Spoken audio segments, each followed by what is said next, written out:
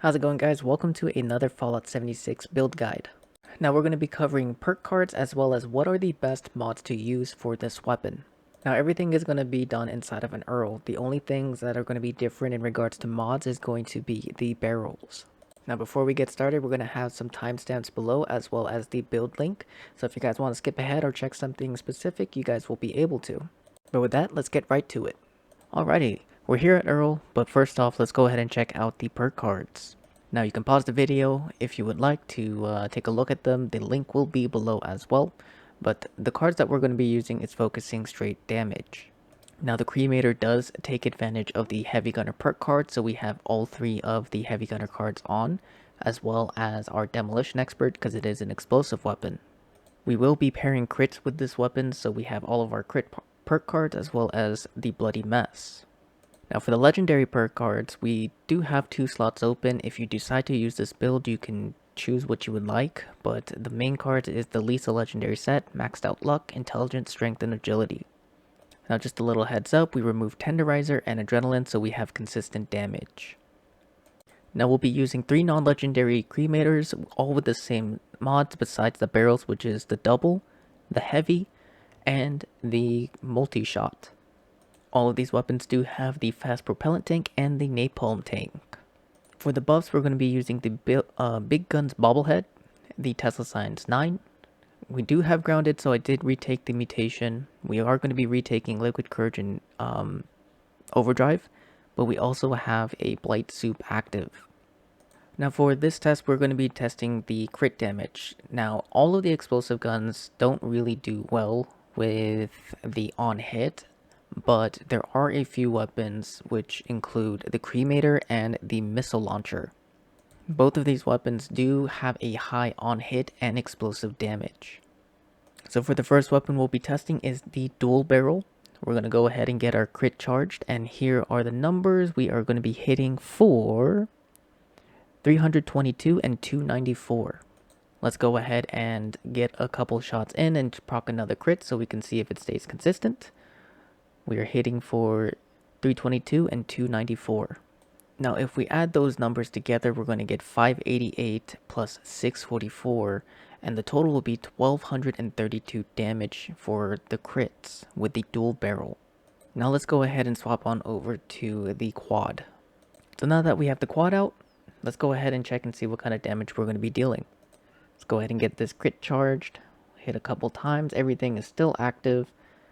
And for the first crit, we're hitting for 322, 147. Let's go ahead and try and get another crit, see if it'll stay the same. And 322, 147. So if we multiply 147 by 4, we're getting 588, and 322 by 4, we're getting 1288. We add those together, we're getting 1876. Now between the dual barrel and the quad, it's already showing that the quad barrel is better and technically stronger than the dual. Now let's go ahead and switch on over to the heavy barrel. Now quick note, the heavy barrel has a slower fire rate compared to the dual and the quad.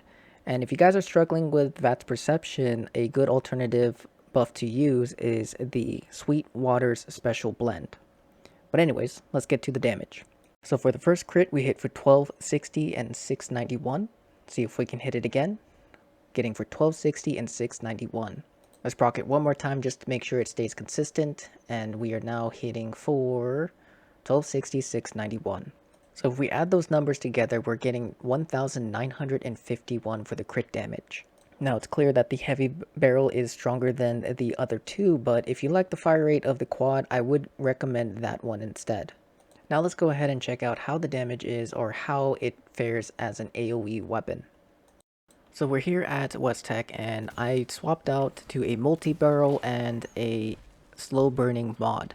The reason why I use the slow burning is because the ticks are pretty strong for AoE, but when compared to a auto grenade launcher, the DPS does not compare, unfortunately. Now this weapon does have the potential to one-shot enemies, but it's really only good for like just straight tags. If you're looking to absolutely obliterate a bunch of enemies, the auto grenade launcher will definitely be superior. Now this weapon is highly compared to the grenade launcher, and it's a little bit unfortunate because it is unique in its own way. Granted, the ammo consumption is quite ridiculous. 15 shots or 15 fuel per shot is kind of outrageous, but I think it builds balance for this gun.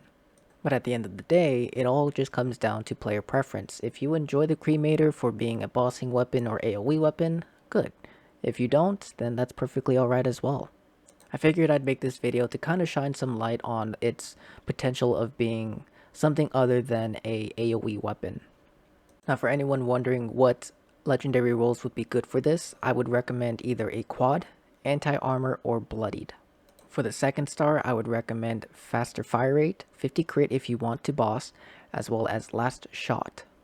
For the third star, 25 LVC, break slower, VATS crit fill, or faster reload. And of course maybe reduced weight. Always nice. But yeah, I hope you guys found this video useful or information useful. If you did, please be sure to like, comment, and subscribe. But with that, I hope you guys have a wonderful rest of your day. Thank you so much for watching. As always, happy hunting, good luck, and I'll see you guys in the next one. Peace.